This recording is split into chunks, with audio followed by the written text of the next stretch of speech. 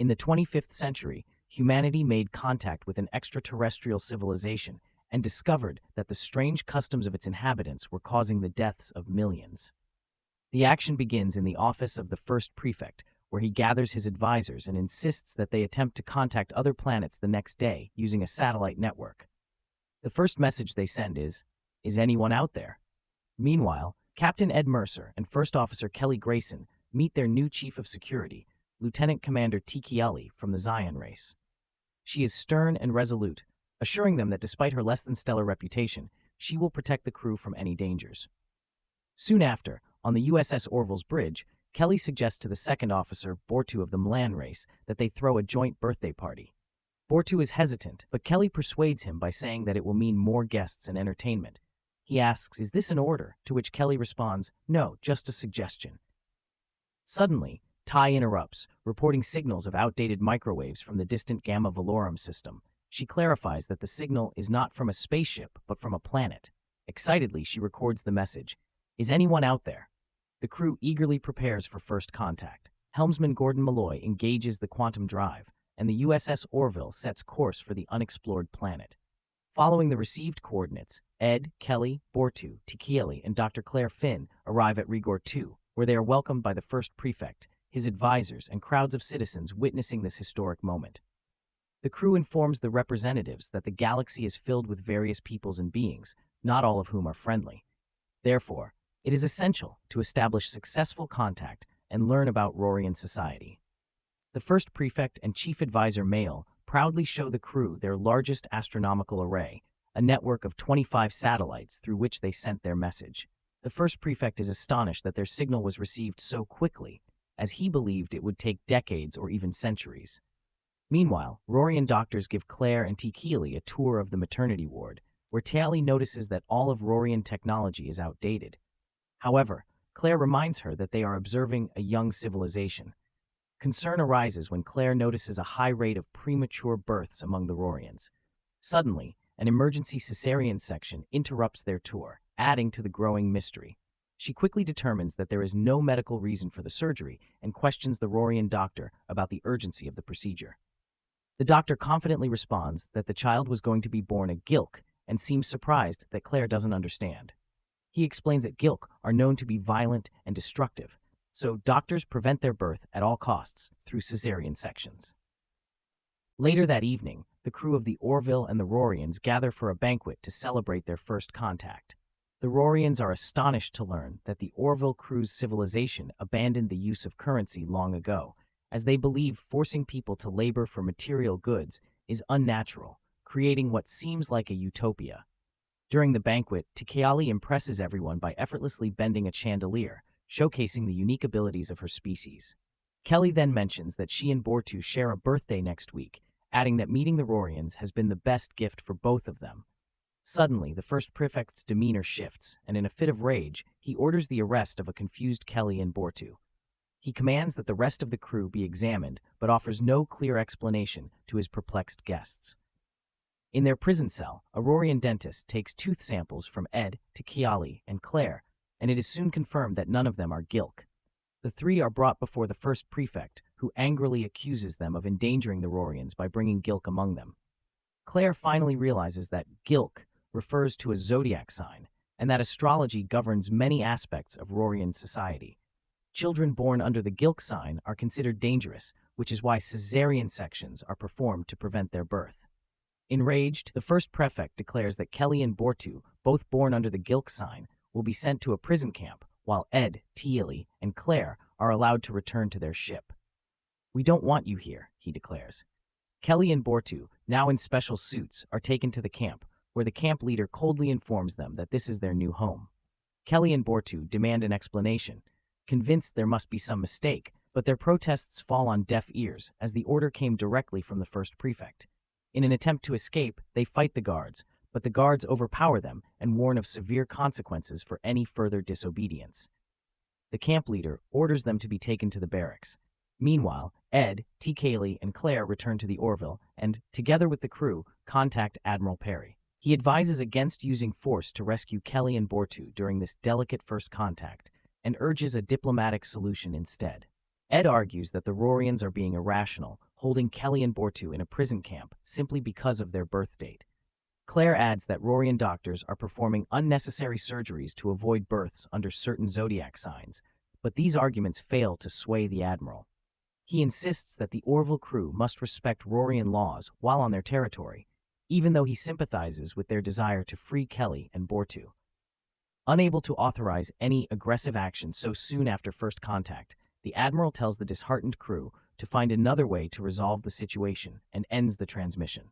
Officer Isaac, a representative of a non-biological race, takes interest in the specifics of Rorian astrological practices. Claire explains that astrology claims a person's character, behavior, and even future are influenced by the movement of celestial bodies, a belief that seems scientifically baseless. However, Isaac points out that this explains the numerous Rorian satellites orbiting the planet, which are focused solely on observing star positions rather than studying their physical properties. That evening, in the camp, a discouraged Buru admits to Kelly that he wouldn't mind having a joint birthday party now. He asks if the Orville will come to rescue them, but Kelly confidently states that if Ed cannot negotiate a solution with the Rorians, it's over for them, as she knows force will not be used during a first contact scenario. Buru recalls that his home planet, Mlan, also has people who believe that fate is dictated by the stars on the day of one's birth. They both conclude that their imprisonment is solely due to being born under the wrong zodiac sign. Meanwhile, in the prison, a fellow inmate attempts to steal food from a pregnant woman named Ukiya. Her husband, Rol, tries to defend her, but the aggressor ignores him. Buru steps in, using his intimidating presence to force the man to return the food and leave the couple alone. Kelly and Buru ask Ukiya and Rol if there's any way to escape the camp, but the couple insists it's impossible and that no one has ever attempted it. They explain that the Gilk Rorians truly believe in their so-called negative traits and think that by staying in the camp, they are protecting society. The stars don't lie, they say. Sometime later, the first prefect delivers a broadcast to his people, announcing that they are entering the constellation of Gilak. He declares that the government has done everything possible to prevent anyone from being born under this sign, but since their system is imperfect, any children born during this period must be handed over to the authorities and sent to the camp. Ed returns to the first prefect, pleading with him to release Kelly and Buru, but the prefect resolutely refuses. Ed tries to reason, arguing that the position of stars, mere balls of gas and dust, cannot influence a person's character. Yet, the prefect stands firm, refusing to believe in a chaotic universe where nothing matters. He expresses regret for ever sending the message into space and demands that the Orville crew forget about their captured officers and Regor too. A month later, Admiral Perry orders the Orville to leave orbit and return to its duties, assuring them that an ambassador will be sent to continue negotiations for Kelly and Buru's release. Realizing they have only one day left to free them, the crew begins studying all available information about the Rorian astrological system. Meanwhile, the first prefect makes another public address, announcing that the planet is now entering the constellation of Vash, a sign revered by Rorians. Children born during this time are believed to become future leaders of the planet. Back in the camp during lunch, Buru and Kelly notice that Ukiya is going into labor. Kelly suggests calling a doctor, but Ukiya refuses, not wanting the authorities to know about her baby. Taking matters into her own hands, Kelly assists in the birth of a baby girl. On the Orville, Tekeli comes up with a plan. She asks Isaac to map out the Gilk constellation and search for any black holes. Her hunch proves correct, potentially giving the crew a way to challenge the Rorian beliefs and save their officers. It turns out that 3,122 years ago, a star in the Gilk constellation collapsed, marking the birth of the Regor II astrological system. The disappearance of a star in the night sky would have been a terrifying omen for a young civilization like the Rorians. Claire proposes an idea. If they can restore the star, it might justify and redeem all those born under the Gilk sign on the planet. Meanwhile, in the camp, Ukiya hides her newborn daughter beneath the floorboards, knowing that as a Vashanda, the authorities will immediately take her away. Rol tries to persuade his wife to give up the child, arguing that she would grow up in comfort and prosperity, but Ukiya refuses to part with her daughter under any circumstances. Suddenly, the guards enter the barracks, conducting a thorough search of everyone's belongings. The overseer approaches Kelly and demands that she declare herself as Gilk trash. Kelly remains silent until the overseer points a gun to her face, forcing her to reluctantly comply. The search continues, but Roll stops the guards, revealing the hidden baby. Ignoring Yukia's desperate pleas, the overseer takes the child. Determined to end their unlawful imprisonment, Kelly suggests they play into the Rorians' fears, becoming the scoundrels and criminals they are perceived to be. Chief Engineer John Lamar proposes launching a solar sail from a shuttle and positioning it so that reflected light from a nearby star will appear as if the lost Gilk star has returned. He explains that they can jam the Rorian detection system, tricking their scanners into confirming the star's presence. When asked how soon they can deploy the plan, John replies, "Less than 12 hours." The order is given to proceed. Back at the camp, Kelly and Buru attack a guard, steal his weapons, and a firefight ensues.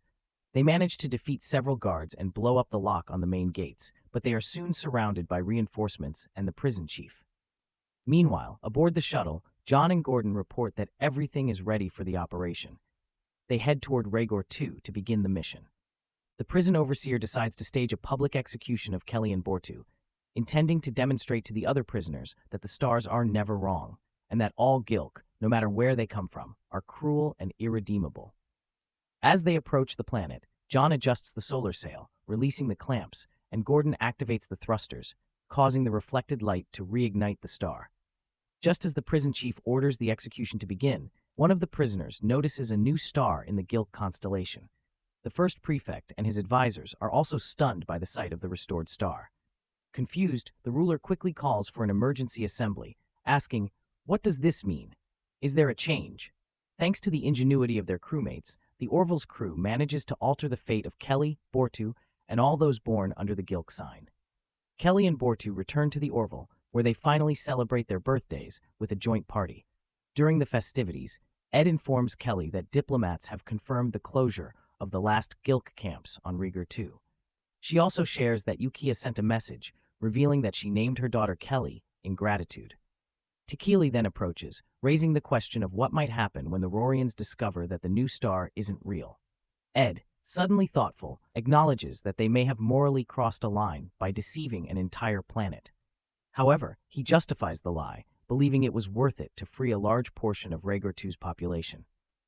Kelly, on the other hand, is confident that by the time the Rorians uncover the truth, their technology will have advanced enough that they won't care.